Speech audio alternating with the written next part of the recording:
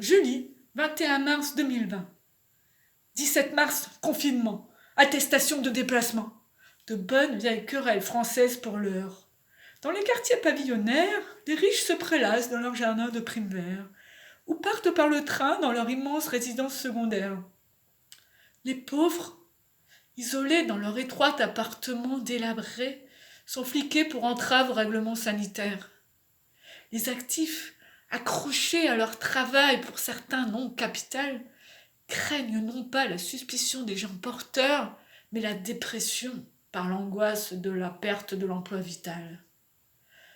Face à la cruauté de cette pandémie annoncée, changeons notre vision parfois erronée du simple chômeur assisté à tendance à rémunération. Face à la frénésie des dépenses immédiates injustifiées dans nos gigantesques centres commerciaux bondés, un autre monde vivant est à inventer maintenant. Explorer un espace-temps inconnu. Patienter. Se limiter au nécessaire comme naguère. Retrouver le plaisir de cuisinier, la joie de partager avec les siens ou son voisin parfois âgé par une petite course appropriée.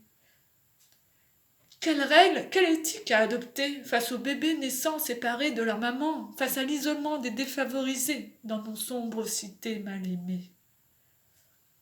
Après ce temps suspendu, cet arrêt des activités, sera-t-on prêt au changement durablement?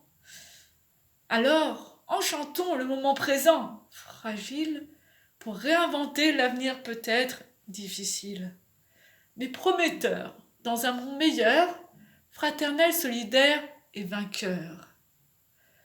Nettoyons certes notre intérieur, mais surtout celui du cœur, à fortifier intensément et non par quelques marches d'escalier ou de tours dans le quartier. Goûtons cet incroyable temps élastique, sentons la beauté de nos valeureux soignants applaudis chaque soir au balcon prestement. Écoutons la vie parsemée des rues désertées. Et touchons les gens aimants par des délicates attentions, par des appels et des textos grâce aux innombrables réseaux sociaux.